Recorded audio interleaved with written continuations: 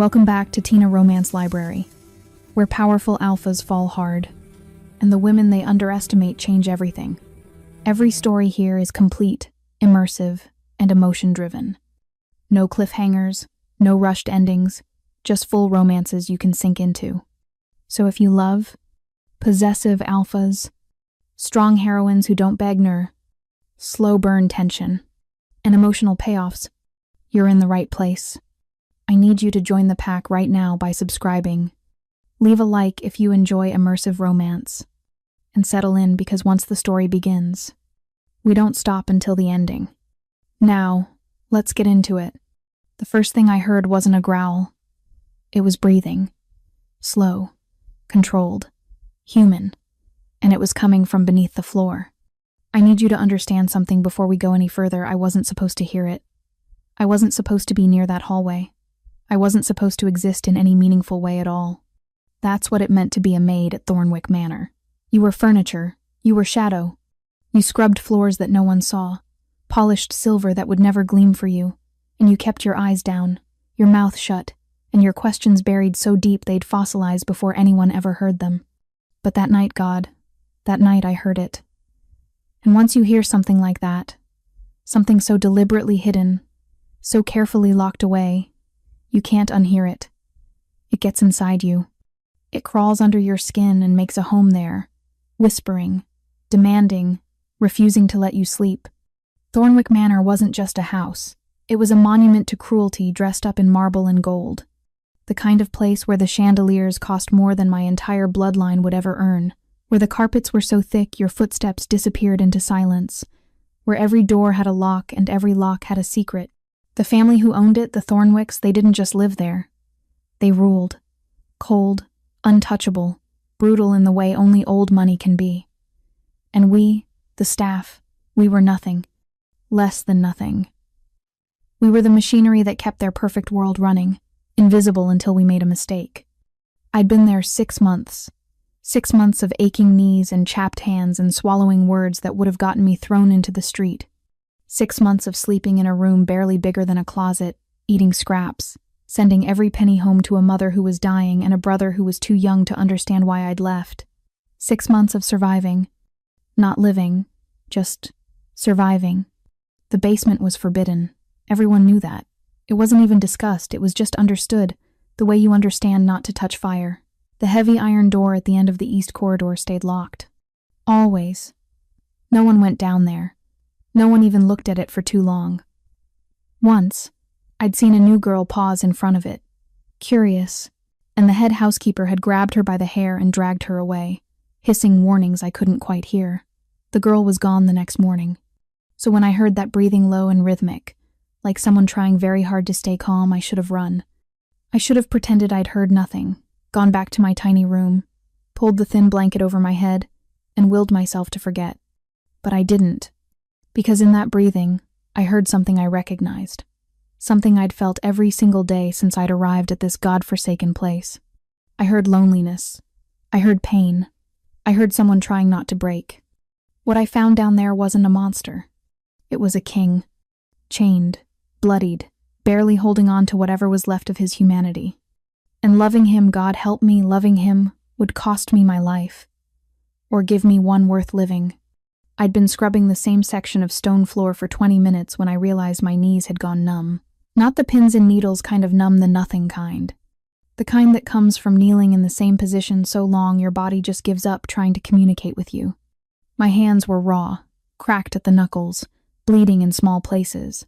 I'd stopped bothering to bandage because, what was the point? They'd just split open again tomorrow. And the day after that. And the day after that. This was my life now. This cold, endless repetition. If being ignored were a sport, I'd have won gold, multiple times.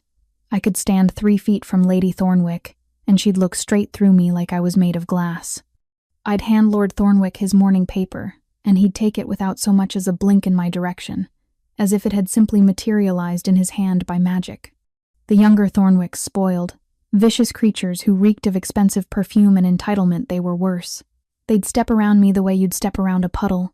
Inconvenient, slightly distasteful, utterly forgettable. I was 23 years old, and I felt ancient. My parents had been gone for 5 years. Fever took my mother first, quick and merciless.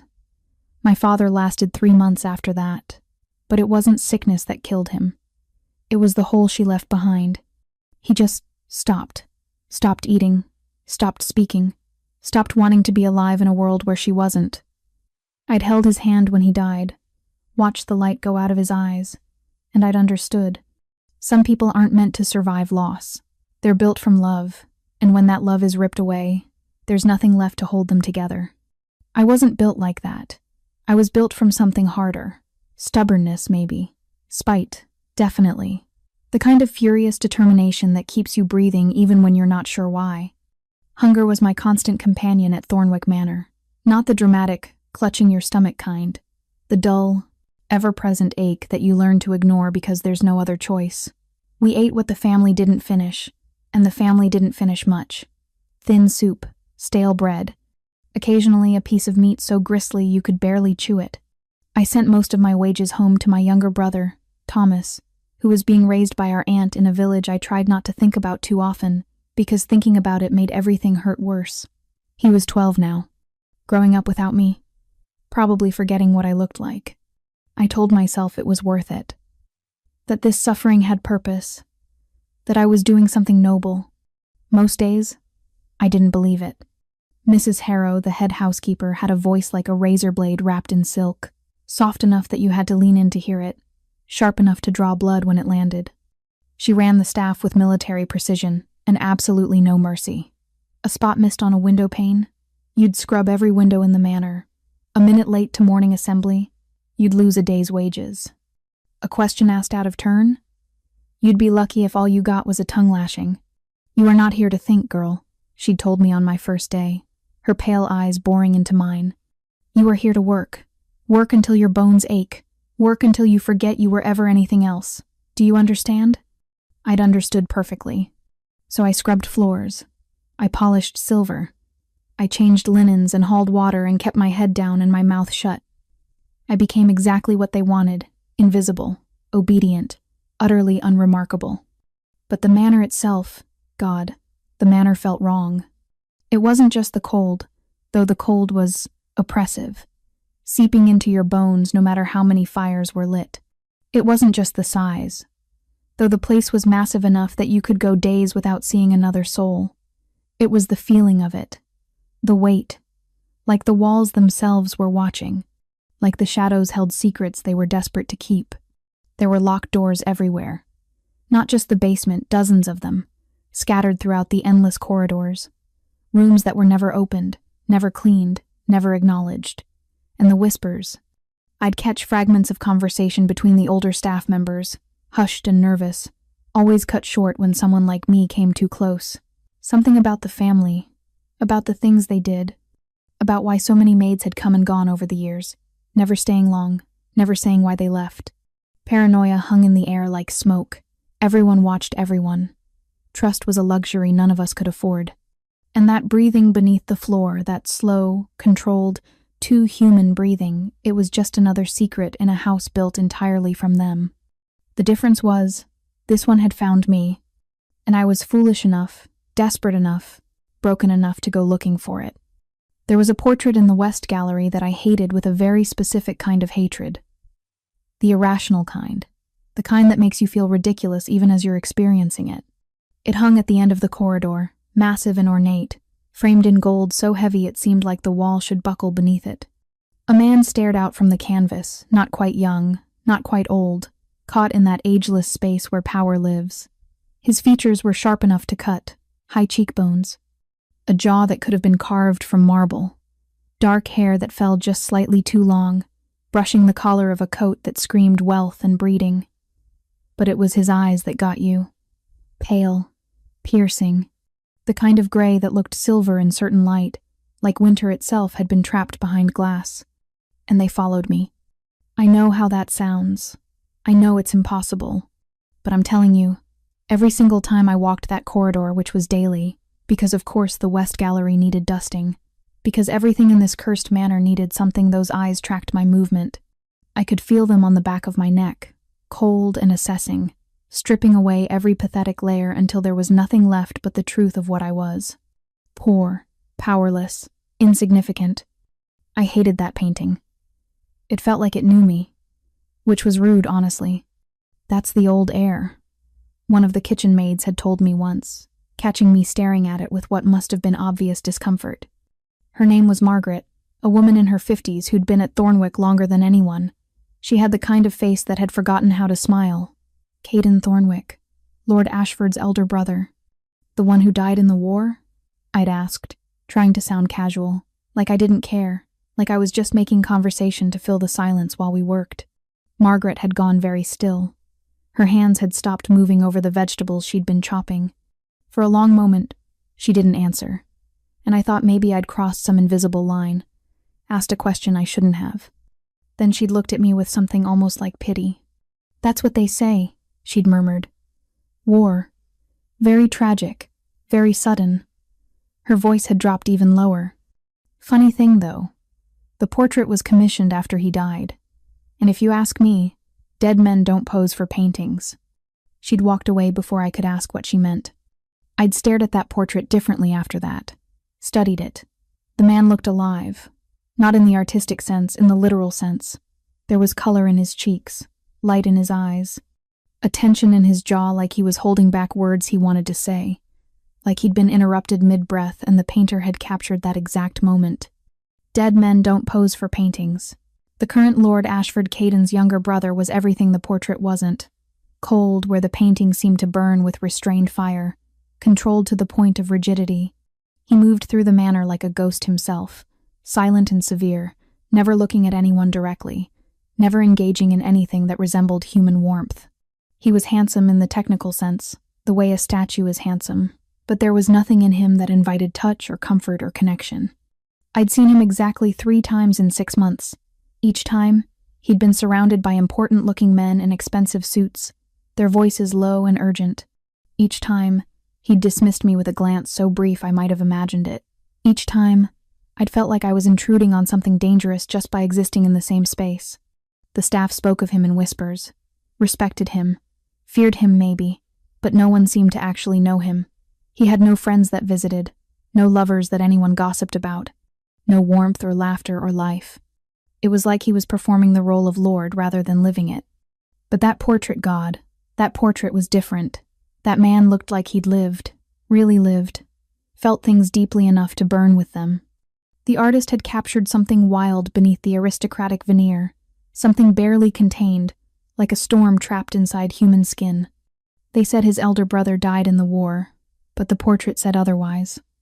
It said he'd been alive, vital, real, and some traitorous part of me, the part that was so tired of being invisible, so desperate for anything that felt true in this house of lies, wanted to know what had really happened to him. I started finding excuses to walk past that portrait, told myself it was nothing. Curiosity, boredom, a way to break up the monotony of endless, identical days. But deep down, I knew better. I was looking for answers to questions I hadn't even fully formed yet. And in Thornwick Manor, looking for answers was the most dangerous thing you could possibly do. The painting watched me, and I couldn't shake the feeling that somehow, impossibly, the man inside it was watching too, waiting, recognizing something in me that I didn't even recognize in myself, something that would change everything. It started 3 nights after my conversation with Margaret. I was finishing my rounds in the East Corridor, the section of the manor that felt the most abandoned, where dust gathered faster than I could clean it and the air tasted like neglect. It was past midnight. The rest of the staff had long since retreated to their quarters, and I should have too, but I'd learned that the late hours were the only time I could work without misses.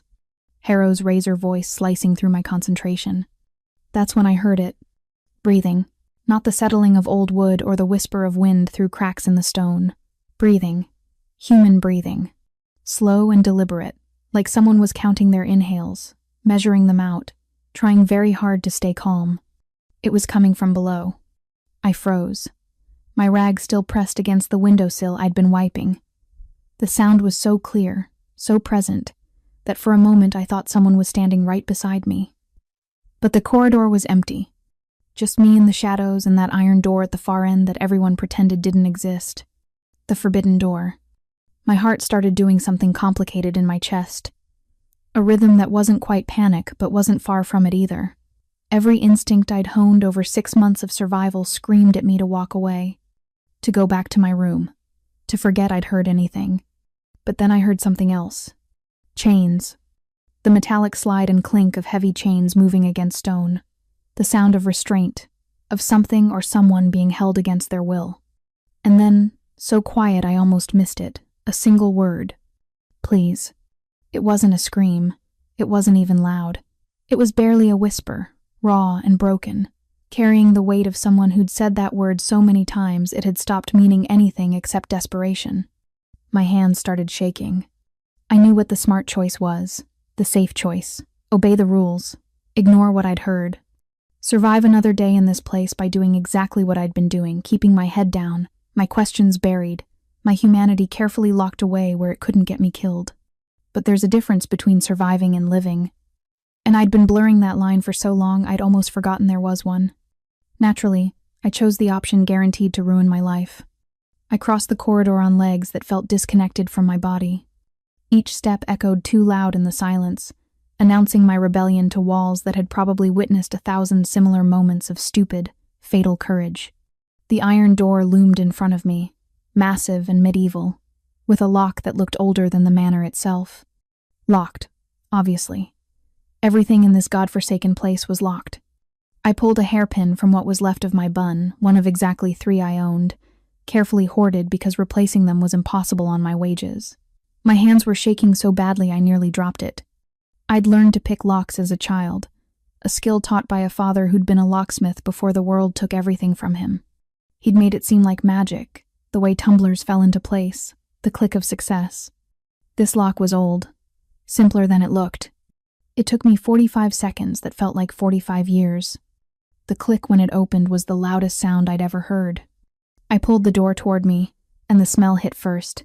Damp stone, old blood, something wild and animal that made my hindbrain scream predator even though I didn't understand why. The stairs descended into darkness so complete it felt solid, like I could reach out and touch it. No going back now. I didn't have a candle, didn't have anything except my own reckless stupidity and a need to know that had grown teeth and claws inside me. I put one hand on the wall, slick with moisture and God knows what else, and started down. The stairs were steep, uneven, built for function, not safety. I counted them as I went because it gave my mind something to do besides imagine all the ways this could end badly. 12, 15, 20. The breathing got louder. So did the chains. And underneath it all, I could hear something else now. A heartbeat, too strong, too slow. Like whatever was down here wasn't quite human, or was working very hard to remain so. 27 steps. The basement opened up before me, and the darkness was less complete here. There was a single barred window set high in the wall, allowing in just enough moonlight to paint everything in shades of silver and shadow. The space was larger than I'd expected. Stone floor, stone walls, iron rings bolted into those walls at intervals, rusted and ancient. And in the center, chained to the floor by restraints so heavy they must have weighed more than I did, was a man. No, not just a man. The man from the portrait.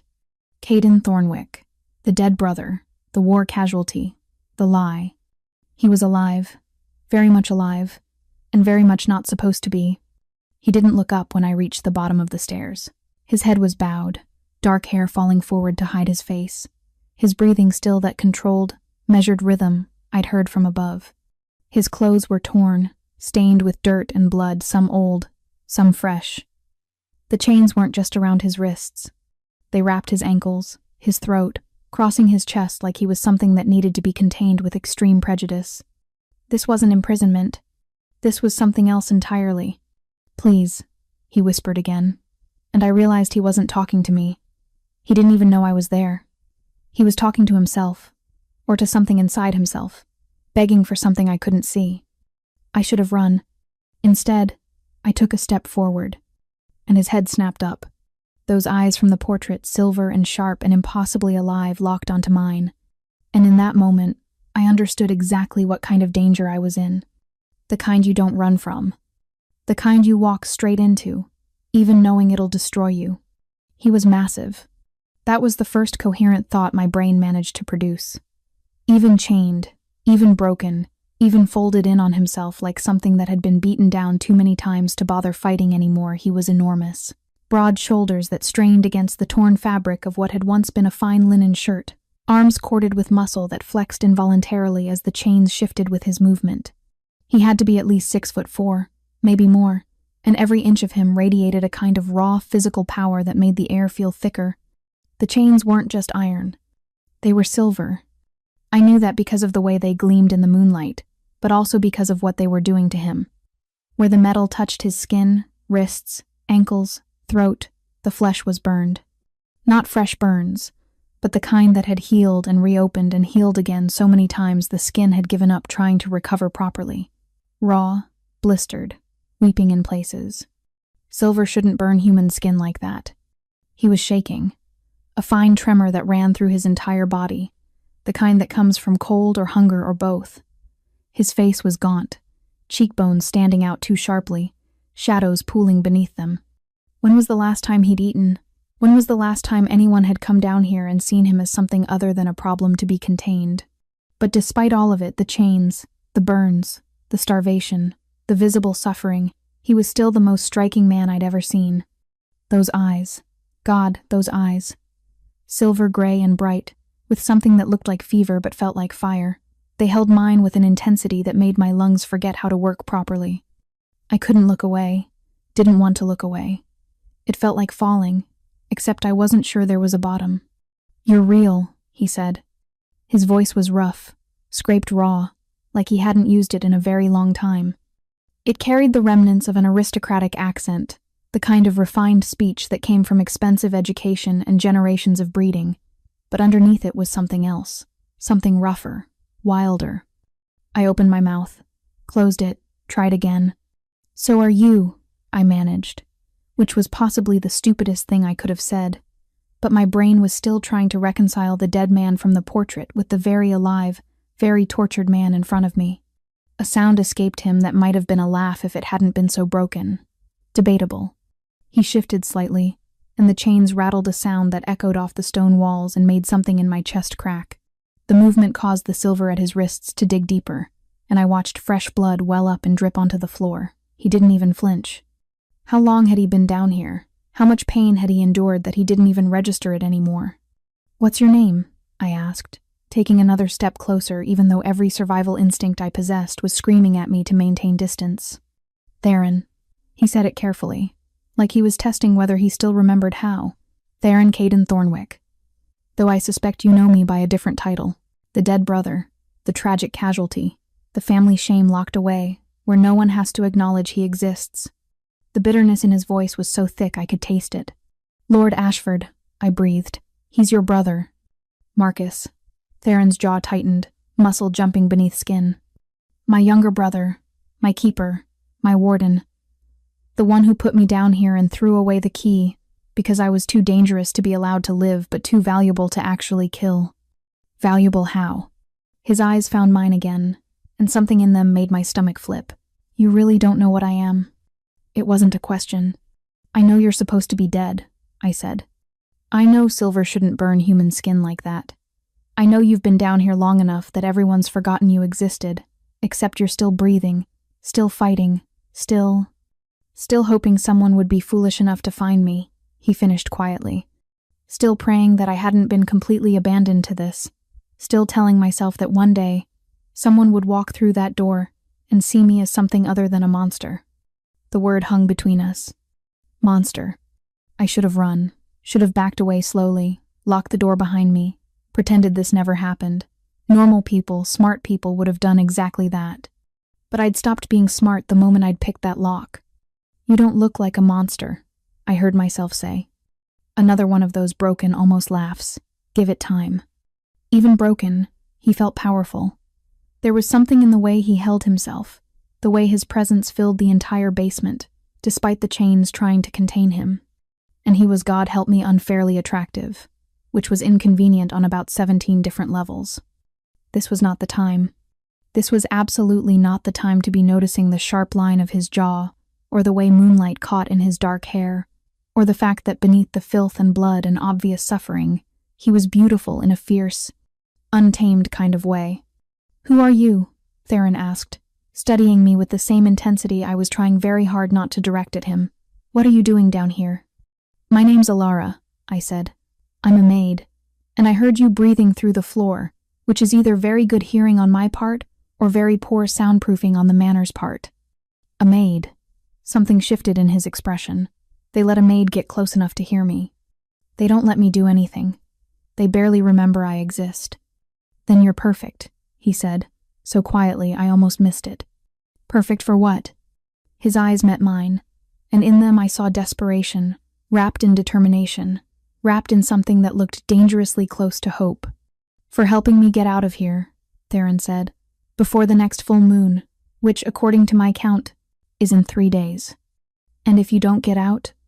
The silver chains rattled as he shifted forward slightly, as close as his restraints would allow. When he spoke again, his voice carried a weight that made my skin prickle.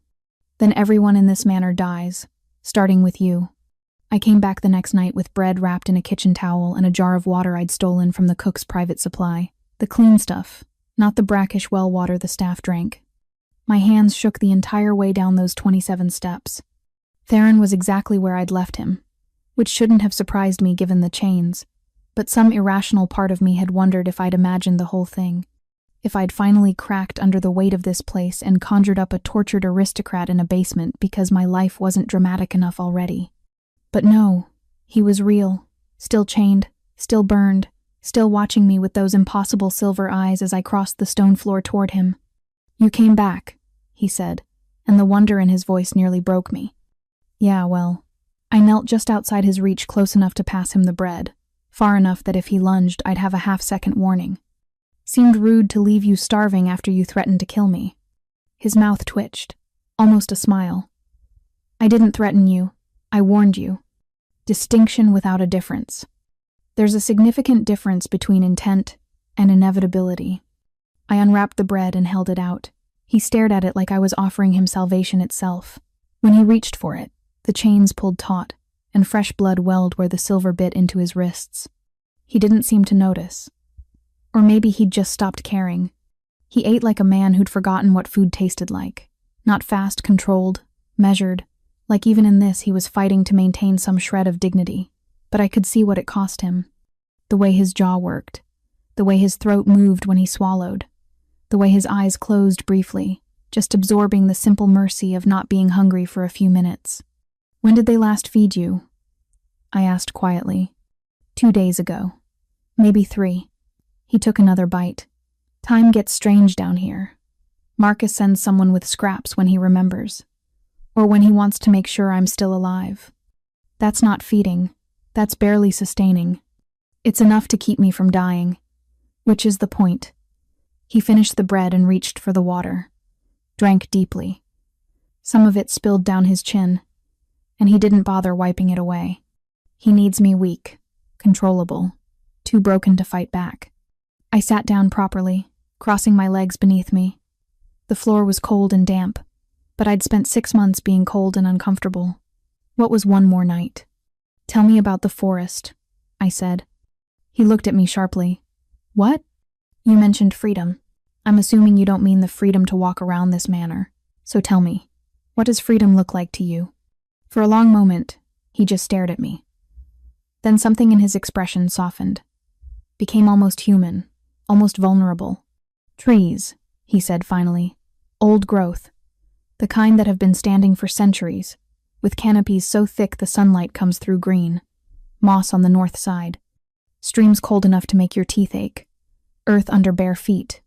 Wind that smells like pine and rain and things that are alive." His voice had changed, lost that rough, guarded edge. He wasn't reciting facts. He was remembering. Living in the memory so completely I could almost see it reflected in his eyes. "I used to run there," he continued, "before Marcus locked me up. Miles and miles, until my lungs burned and my muscles screamed and the wolf was satisfied. That's what we need, you understand? Space, distance, the ability to be what we are, without walls or chains or silver burning through our skin." The wolf. There it was. "You're a werewolf," I said. Not a question, a confirmation of something I'd already suspected, because normal men didn't burn from silver, and normal men didn't get chained in basements and warned about full moons. Yes.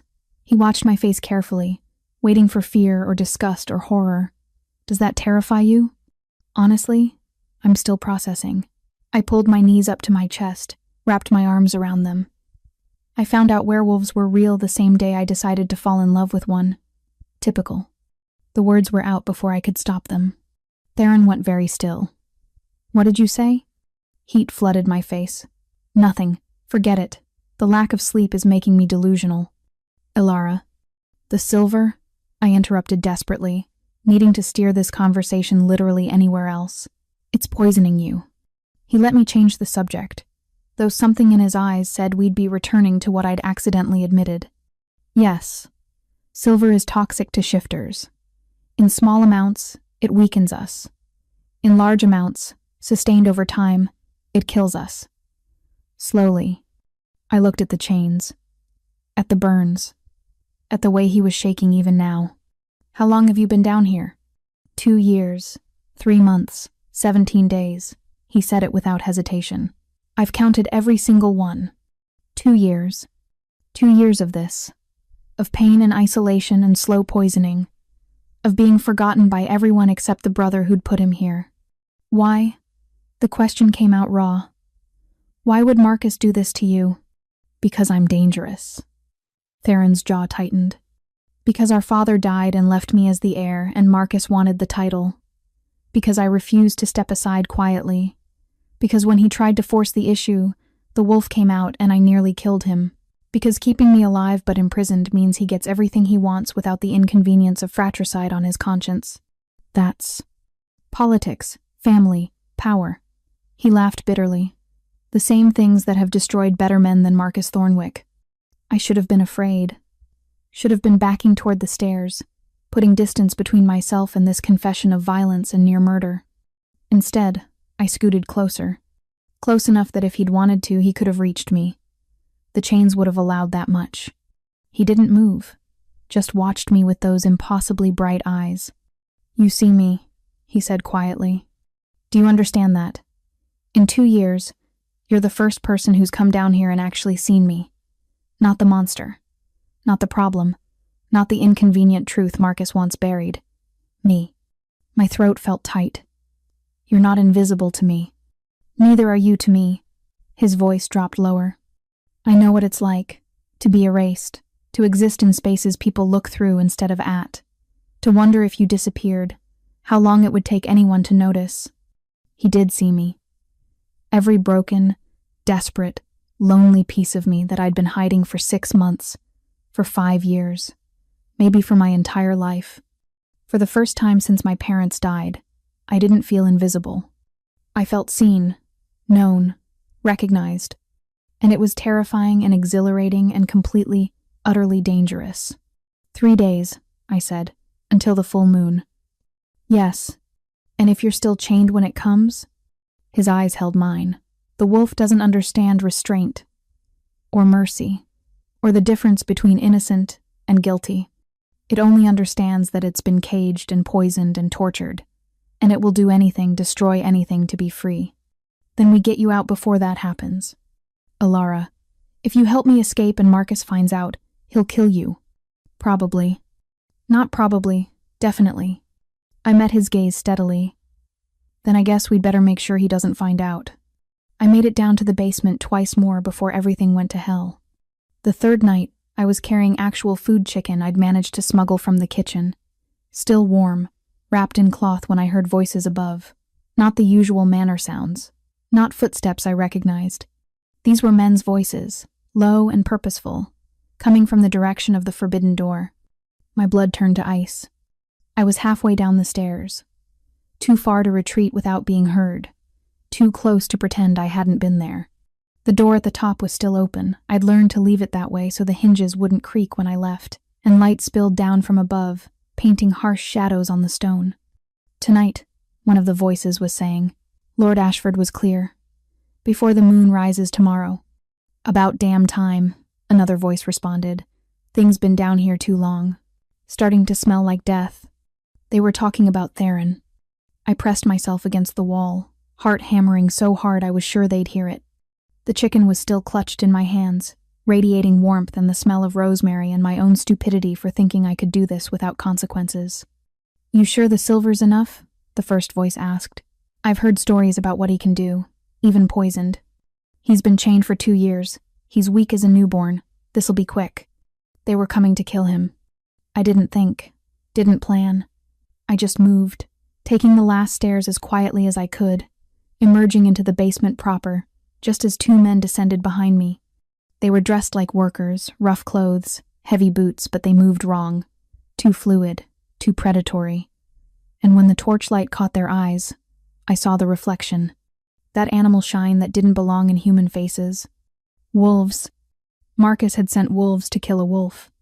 Theron was already awake, already tense, watching the stairs with an expression that looked like resignation wrapped in fury. Then he saw me and something like horror flashed across his face. Alara, run, he said. Not loud, but commanding, the kind of voice that expected obedience. I didn't run. The 2 men wolves, whatever saw me then, stopped mid-step. One of them laughed, the sound bouncing off stone walls. Well, he said, this complicates things. Little Maid's been keeping secrets. Cute, the other one added. Stupid, but cute. You know what happens to humans who get involved in pack business? I did not, in fact, know. But I could guess, and none of the scenarios my imagination supplied were pleasant. She's got nothing to do with this, Theron said, and his voice had changed, dropped lower, rougher. She's just a servant. She doesn't know anything. She's standing in a forbidden basement with food, meant for a prisoner scheduled for execution, the first wolf said. She knows plenty. He took a step toward me. Theron surged forward, chains snapping taut with a sound like a whip crack. The silver dug deep, blood running fresh down his arms, but he didn't stop. Didn't even seem to feel it. Touch her and I will tear you apart, he snarled. Silver or not, chains or not, I will end you. The wolf stopped, looked at Theron, then smiled slowly. Oh, he said, this is even better than we thought. She's not just helping you. You care about her. He turned back to me. How much does he care, I wonder? Enough to watch us hurt you? Enough to break himself trying to stop us? That's when I saw the plank. Old wood, maybe once part of a crate, propped against the wall near the stairs. 3 feet long, solid. Probably heavy enough to do damage if swung correctly. I grabbed it. Both wolves turned to look at me. Then they started laughing. Oh, sweetheart, one of them said. That's adorable. I charged at a werewolf with a plank of wood. I do not recommend this strategy. It ranks somewhere between lighting yourself on fire and juggling knives on the list of terrible life choices. But I was terrified and furious and so far past rational thought that rational thought was a distant memory, and all I could think was that I was not going to stand there and watch them kill Theron without at least trying to do something. I swung at the closest one. He caught the plank mid-swing with one hand. Didn't even flinch. Just held it there, looking at me like I was a child who'd tried to hit him with a toy. Brave, he said, and stupid. Then he ripped the plank out of my hands and backhanded me across the face. I hit the ground hard, vision exploding into stars in pain, tasted blood. Heard Theron roar actually roar, a sound no human throat should have been able to produce, and the sound of chains being tested to their absolute limit. I'm going to enjoy this, the wolf standing over me said, reaching down. He never touched me, because Theron shifted. Not fully he couldn't, not with that much silver in his system, but enough. His shoulders broadened impossibly, his hands elongated into claws, his face restructured, jaw extending, teeth sharpening into fangs. Fur rippled across his skin in patches where it could break through. And his eyes, God, his eyes went full wolf, bright silver, burning with an intelligence that was both human and absolutely not. The chains held, but barely. He was screaming. Or maybe the wolf was. It was hard to tell where one ended and the other began. The silver was burning him worse now, smoking where it touched shifting flesh. But he didn't stop. He pulled every muscle in his body straining, blood running down his arms and chest and throat. One of the ankle restraints cracked. Both wolves spun toward him, their earlier confidence evaporating into something that looked a lot like fear. "He's breaking through," one of them said. "He's actually—" "Silver bullet," the other snapped. "Now." One of them pulled a gun. I didn't think. I just moved, still dizzy, still bleeding from my mouth, launching myself at his legs. I hit him low and hard, and we both went down in a tangle of limbs.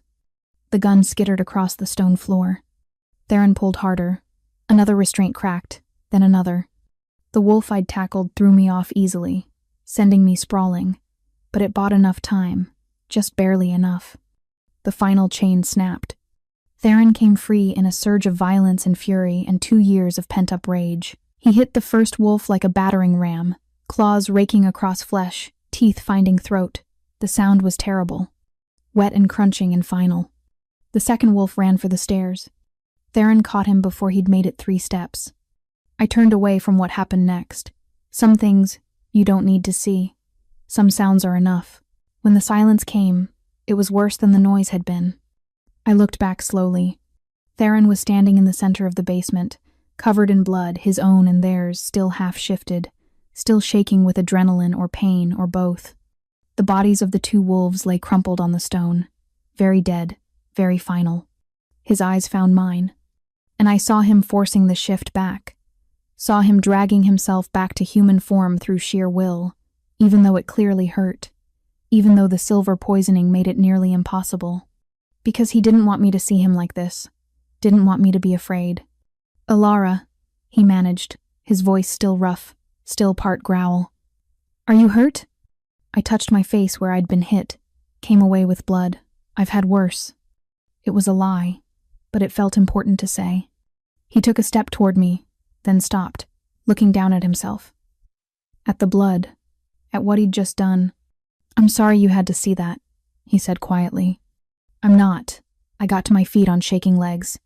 "They were going to kill you. Kill us both." "They were. And now they're dead, and you're free, and we need to leave, right now. Because when Marcus figures out what happened, he'll burn this manor to the ground looking for me. Then we'd better be long gone before he gets the chance." Theron looked at me for a long moment. Then he crossed the distance between us and cupped my face in his blood-stained hands, careful despite the claws he was still retracting. "Why are you doing this?" he asked.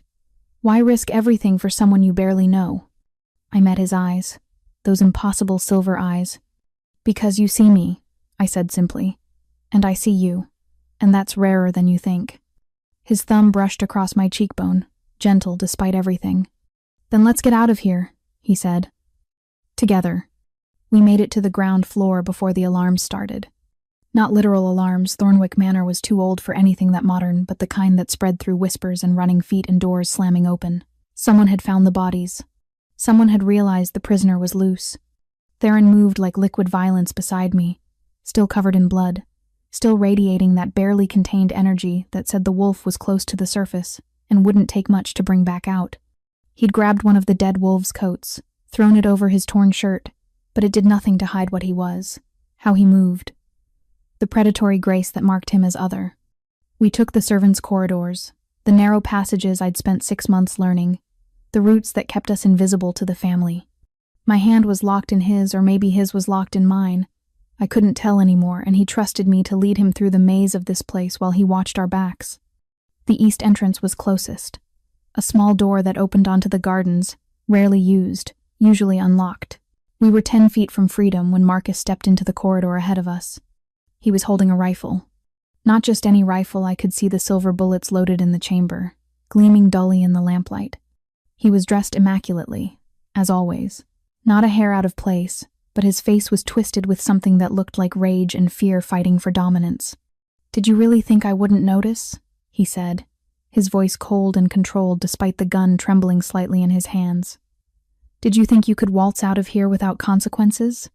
Theron went very still beside me.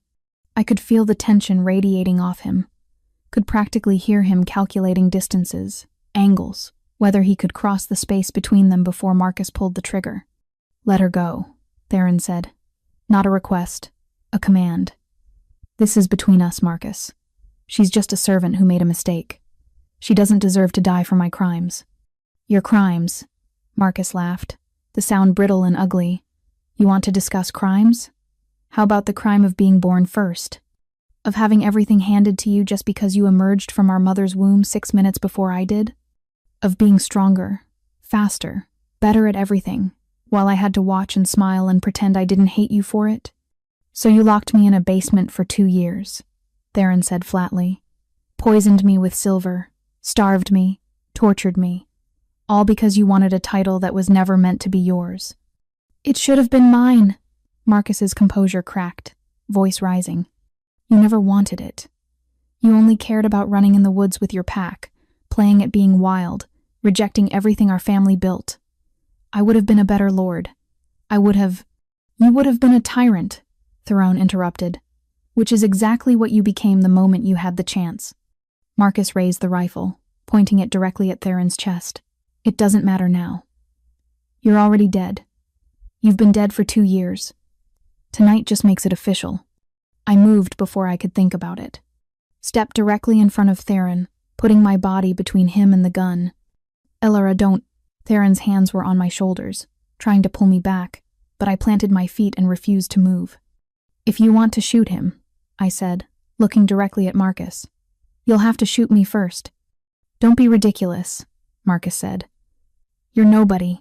You don't matter. Step aside. No. I will kill you. Then do it. My voice didn't shake. I was proud of that. But I'm not moving. I choose him. Openly. Completely. Whatever happens next, I choose Theron. Something shifted in the air. A change in pressure that made my skin prickle and my hair stand on end. Theron's hands on my shoulders tightened, not pulling me back anymore, just holding me. Anchoring himself or me or both of us. You're willing to die for him, Marcus said slowly, studying me like I was a puzzle he couldn't solve. A maid willing to die for a monster. He's not a monster, I said. You are. Marcus's finger moved to the trigger. And then the windows exploded inward. Not broke, exploded. Glass and wood and stone erupting into the corridor as massive shapes came through. Too large to be human. Too fast to be anything natural. Wolves. Huge, powerful, moving with coordinated precision that spoke of intelligence and purpose. They landed between us and Marcus, forming a wall of fur and muscle and bared teeth. There had to be a dozen of them at least, and they all moved like they were part of a single organism, responding to commands I couldn't hear. Marcus stumbled backward, the rifle swinging wildly, his composure finally shattering completely into naked fear. The largest wolf, a massive creature with fur the color of midnight and eyes that glowed amber, shifted mid-stride. The transformation was seamless, beautiful, a fluid ripple that left a man standing where the wolf had been. He was tall, powerfully built, with gray hair and scars that spoke of battles survived. Lord Ashford, the man said, his voice carrying authority that made Marcus flinch. Or should I say the pretender who thought he could imprison an Alpha King and live? Alpha King. I felt Theron go rigid behind me. Matthias, he said quietly. You found me. The older wolf Matthias turned slightly, and his expression softened into something that looked like relief and grief combined. Did you think we'd stop looking? Did you think your pack would ever abandon you? Marcus said you'd all been killed, Theron said. He told me. He lied. Matthias's voice hardened as he looked back at Marcus. We've been searching for 2 years, following every lead, tracking every rumor, until finally one of ours caught the scent of silver and suffering coming from this cursed place. The other wolves moved closer, tightening the circle around Marcus, who was backing toward the wall with nowhere left to go. The rifle was still in his hands, but we all knew it wouldn't matter. 1 gun against a dozen shifters was barely a delay, let alone a defense. You can't prove anything, Marcus said, trying desperately to recover his aristocratic composure. This is my manor, my land. You're trespassing. We can smell him, Matthias interrupted. 2 years of silver poisoning, 2 years of starvation and isolation and torture. It's soaked into the very stones of this place. He took a step forward. And the penalty for imprisoning an Alpha King is death, Lord Ashford. Slow, painful, public. Marcus's face went white. You can't, the human authorities. Won't find your body, another wolf said, a woman with red hair and cold eyes. And they certainly won't mourn you. Wait. Theron's voice cut through the tension. He stepped around me. Finally, though his hand stayed locked with mine. I want him alive. Matthias looked at him sharply. Theron. Alive, Theron repeated. Let him live with what he's done. Let him wake up every morning knowing he failed. Let him watch as I reclaim everything he stole. Death is too quick, too merciful. I want him to suffer the way I suffered. In isolation, in fear, in the knowledge that he's lost everything that mattered. He looked directly at Marcus then, and I saw his brother flinch from whatever he saw in Theron's eyes.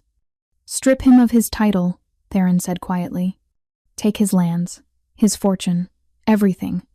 Leave him with nothing but his life and let him figure out what to do with it. That's my judgment as Alpha King. That's my mercy. Matthias studied him for a long moment, then nodded slowly.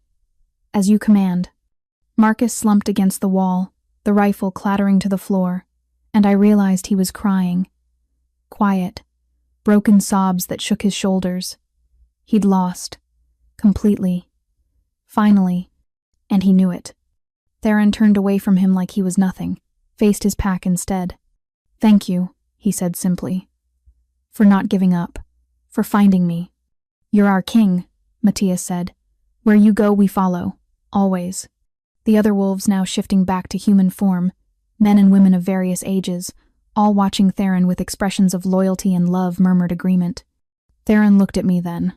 Really looked at me. Silver eyes bright and clear and alive. Come with us, he said. To the forest. To freedom. Come with me, Alara.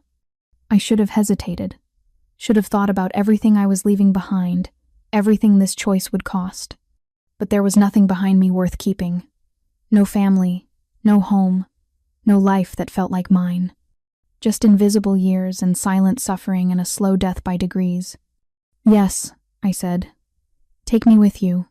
He smiled, then truly smiled, and it transformed his entire face, made him look young and wild and absolutely beautiful. Then let's go home, Theron said.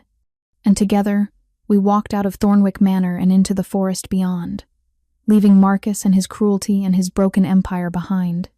The pack surrounded us as we went, a living shield, a family I hadn't known I needed. For the first time in 5 years, I wasn't invisible.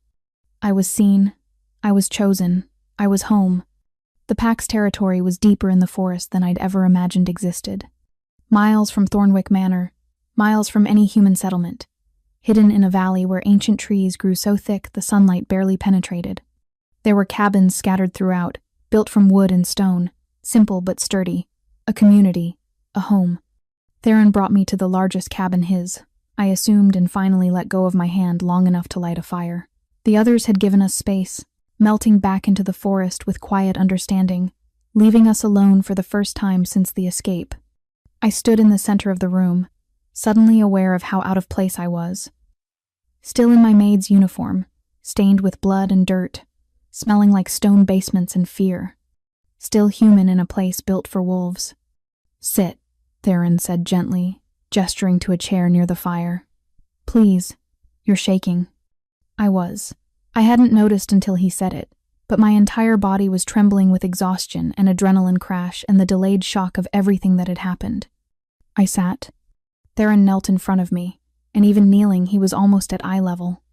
He'd cleaned some of the blood off his face, but his clothes were still ruined, and the burns from the silver were angry red welts across his wrists and throat. They had to hurt. Had to be agony, actually. But he was looking at me like I was the one who needed tending. You stood in front of a gun for me, he said quietly. You broke through silver chains for me. That's different. How? Because I'm... He stopped, started again. Because you're human, Alara. Fragile. Mortal. One bullet, and you'd be gone. And I couldn't... His voice cracked slightly. I can't lose you. Not now. Not when I've just found you. My heart was doing something complicated in my chest. Something that felt too big for the space it occupied. Then don't lose me, I said. Keep me. His eyes searched mine. You don't know what you're asking. Then tell me. Theron stood, started pacing, that restless wolf energy making it impossible for him to stay still. There's a bond between shifters and their mates, It's not like human marriage or human love, it's deeper. Permanent. Written into our very cells. When a shifter chooses a mate, when that bond forms, it's forever. You feel what they feel. Know when they're in danger, when they're hurt, when they're happy. You're connected in ways that go beyond explanation. And if the mate is human? He stopped pacing, looked at me directly. Then there's a choice, he said. The human can remain human, accept the bond as it is, live a human lifespan while their mate lives centuries. Or they can be turned, become one of us, join the pack fully, live as long as we do, share everything we are. The firelight cast shadows across his face, made his silver eyes glow. The bite changes everything, he continued. It's painful. Your entire body has to remake itself, and it doesn't happen gently. But when it's over, you're stronger, faster. You heal quickly.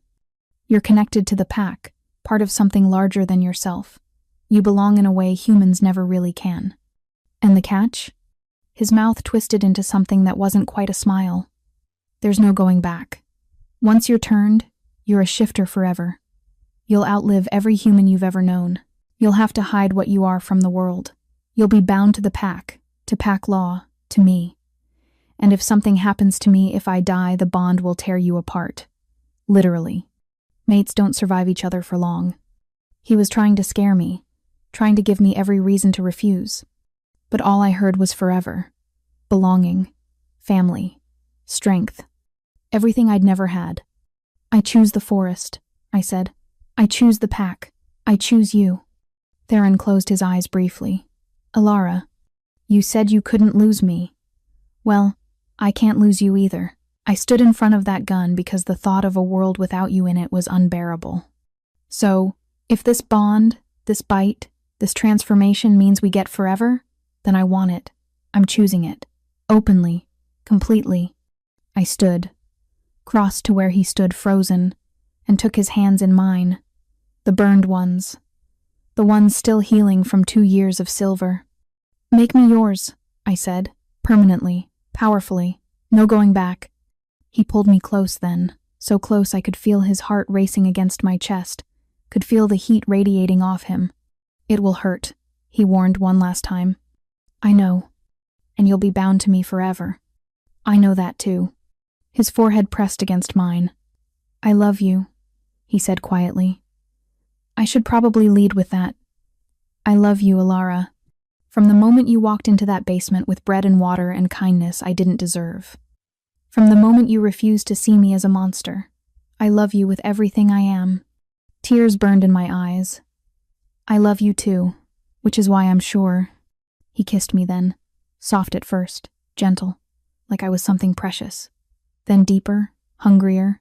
2 years of isolation and loneliness and touch starvation pouring into it. I kissed him back with everything I had, tasting blood and hope and the promise of forever. When we broke apart, his eyes were fully wolf, bright silver, beautiful. Last chance, he whispered. Do it. He guided me back to the chair, had me sit, then knelt beside me. His hand cupped the side of my neck, thumb brushing over the pulse point there. The bond forms first, he explained. Then the bite. Then the change. It'll take about an hour, and I'll be here the entire time. I won't leave you. Not for a second. I nodded, not trusting my voice. I felt it the moment the bond snapped into place, like something clicking into alignment deep in my chest. A connection forming that hadn't existed before. Suddenly I could feel him. His emotions. His love and fear and hope and determination all tangled together. It was overwhelming and intimate and absolutely right. Now, he said softly, and his teeth elongated, sharp, more wolf than human pressed against the junction of my neck and shoulder. The bite was quick, precise, and the pain that followed was anything but. It felt like fire in my veins, like every cell in my body was being torn apart and rebuilt simultaneously. I heard myself scream, distantly, and Theron's arms came around me, holding me through it, his voice in my ear telling me I was strong, I was brave, I was going to make it. The transformation took everything I had, remade me from the inside out. Bones shifting, muscles reforming. senses expanding until I could hear heartbeats in the forest, smell individual pack members in their distant cabins, see colors I'd never known existed. When it finally ended, I was gasping, trembling, drenched in sweat. But I was alive, and I was different. Theron handed me a mirror. My eyes, once ordinary brown, now glowed amber gold, the mark of the pack. His bite was visible on my shoulder, already healed into a silver scar in the shape of his teeth. A brand, a claim, a promise. Turns out becoming a queen hurts a bit, I managed, my voice rough. Beauty really is pain. He actually laughed, and pulled me close. You're perfect, absolutely perfect. I could feel the pack now. Through the bond, dozens of connections, lighter than the one that tied me to Theron, but still present. I was part of something. Belonged to something. For the first time in my entire life, I wasn't alone. Welcome home, Theron whispered against my hair. My mate, my queen, my Alara. Home. Yes, this was home. This forest, this pack. This man who'd been a prisoner and was now a king, who'd seen me when I was invisible and chosen me when I had nothing to offer. We'd both been broken, both been caged, both been deemed worthless by people who should have protected us. But we'd found each other in the darkness, and together, we'd become something stronger than either of us could have been alone.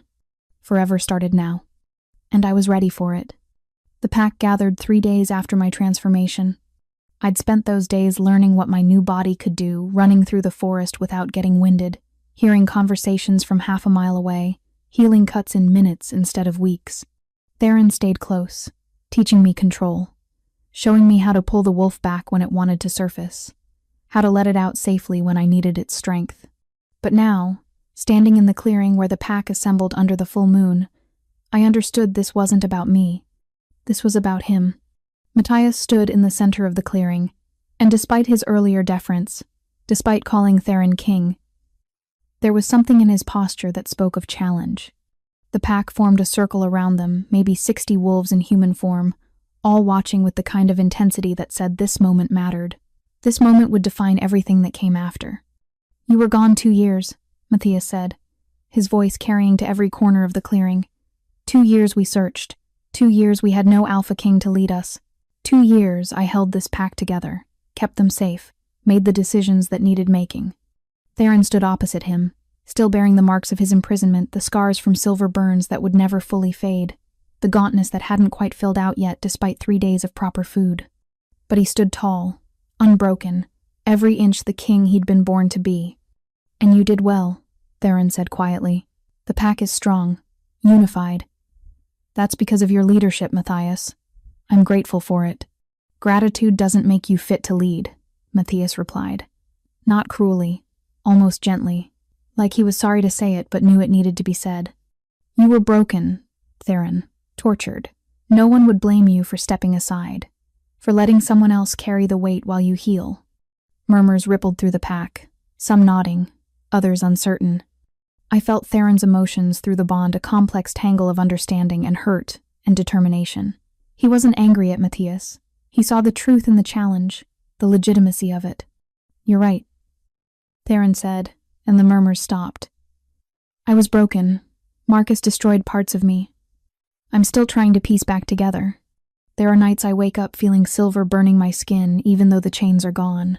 There are moments I forget I'm free, that I can walk outside without permission, that I can speak without punishment. He took a step forward. But being broken doesn't make me weak. It makes me understand what this pack needs in ways I never could have before. His voice strengthened. I know what it's like to be powerless, to be at the mercy of someone who sees you as less than human, to fight for survival every single day and wonder if it's worth it. Another step. I know what it's like to be invisible, to exist in spaces where no one sees you, where your suffering doesn't matter, where you could disappear and the world would keep turning without noticing. His eyes found mine across the circle. Held. And I know what it's like to be saved by someone who had every reason to walk away, to be seen by someone brave enough to risk everything for a stranger, to be reminded that even in the darkest places, there's still hope, still kindness, still love. He looked back at Matthias. You held this pack together with strength, and I honor that. But strength alone isn't enough to lead. You need wisdom, compassion, the ability to see beyond power to the people who need protecting. You need to understand that the weakest members of the pack are just as important as the strongest. That mercy isn't weakness. That choosing life over death, healing over vengeance, hope over hate, those are the hardest choices and the most important ones.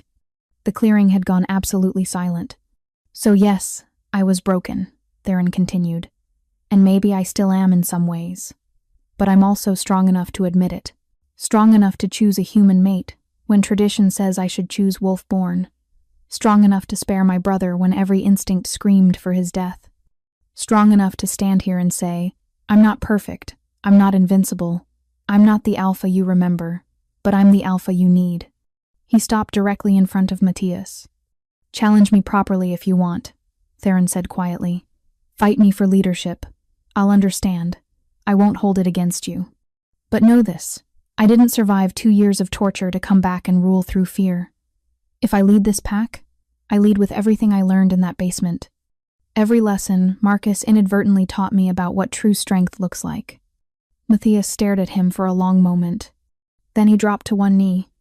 You're right, he said, his voice rough with emotion. You're absolutely right. And I'm sorry I doubted you. Not because you proved yourself, but because I should have known better. Because the Alpha King I followed 2 years ago would have challenged me to a fight and won, through brutality. But the Alpha King standing in front of me now, you've already won. Through wisdom, through truth, through being exactly what this pack needs. He bowed his head. I pledge my loyalty, my strength, my life, to Theron Caden Thornwick, Alpha King of the Northern Pack, now and always. One by one, the others knelt. Young wolves and old, strong and weak, every single member of the pack, pledging themselves to their king. Theron's hand found mine, pulled me forward to stand beside him. This is Alara, he said, his voice carrying across the clearing. My mate, your queen. She was invisible in the human world, powerless, forgotten, but she's the one who freed me, who stood between me and death, who chose this life knowing exactly what it would cost her. He looked down at me, silver eyes bright. She's pack now, she's family, and anyone who disrespects her disrespects me. The pack rose as one and bowed to both of us. I wasn't invisible anymore, wasn't forgotten, wasn't powerless. I was queen, and standing beside Theron, feeling the weight of 60 pairs of eyes on us, respectful, loyal, accepting I finally understood what belonging felt like. We heard about Marcus 3 weeks later. The wolves he'd hired to guard him, the ones who'd survived when others fled after his title was stripped, had turned on him. Apparently, living with a disgraced lord who couldn't pay them anymore lost its appeal quickly. They'd torn him apart in his own study, the same room where he'd signed the orders to imprison Theron. Justice, some called it. Poetry, others said. Theron was quiet when Matthias delivered the news. We were in our cabin, the fire crackling softly, my head resting against his shoulder. Do you feel anything? I asked carefully, knowing he's dead. He was silent for a long moment. Relief, he said finally. Not that he's dead, but that he can't hurt anyone else. Can't lock anyone else in a basement and forget they're human. Can't poison anyone else with silver and call it justice. He pressed a kiss to my hair. Marcus made his choices. He lived by cruelty and he died by it. That's not my fault. It's not even my revenge. It's just consequence. I turned to look at him. You really did spare him out of mercy, didn't you? Not strategy, not manipulation, actual mercy. I spent 2 years becoming what he tried to make me, a monster. When I finally got free, I could have proven him right, could have ripped him apart myself. Would have been justified even. His thumb traced circles on my shoulder. But then I would have been exactly what he said I was, and I'd have lost myself. Lost the chance to be something better. You're a good king, I said softly. I'm trying to be. He smiled slightly. Though having a queen who keeps me honest definitely helps. We sat in comfortable silence, watching the fire, feeling each other through the bond. Marcus was dead. Thornwick Manor would fall to distant relatives who'd never known its secrets. The pack was strong, unified, safe.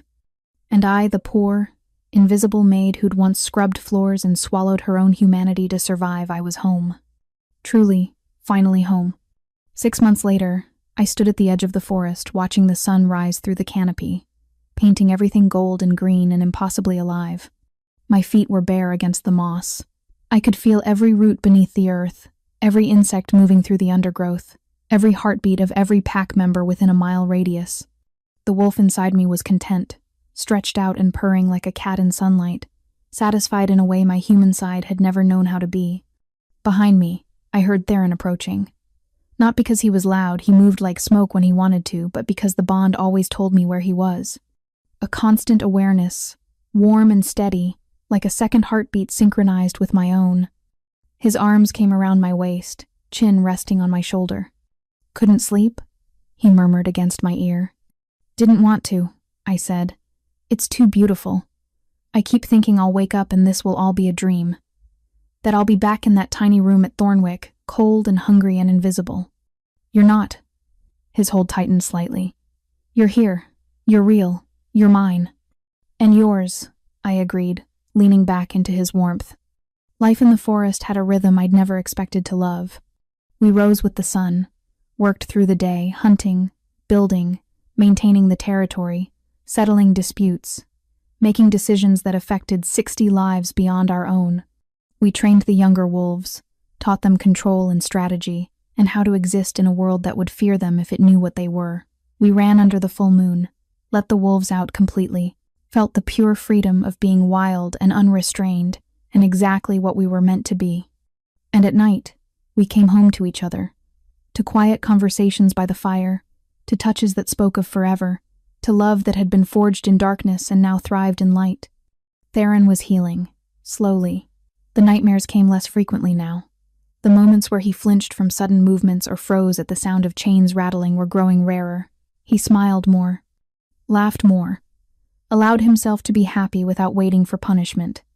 I was healing too, learning that I deserved to take up space, to speak my mind, to be seen and heard and valued. The pack had accepted me completely, not just as their queen, but as family. They taught me pack history, wolf customs, the intricacies of shifter politics. They included me in decisions, asked my opinion, respected my judgment. I mattered. For the first time in my entire life, I mattered.